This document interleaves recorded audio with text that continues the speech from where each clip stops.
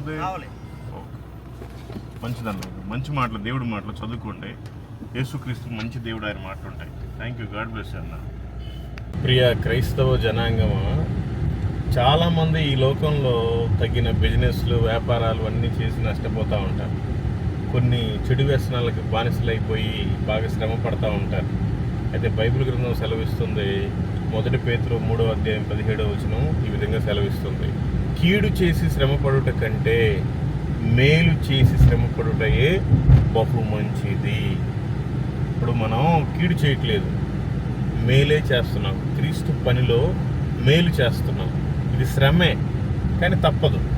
అయినా ఇదే మంచిది. ఇది పరలోకానికి మనల్ని చేర్చింది.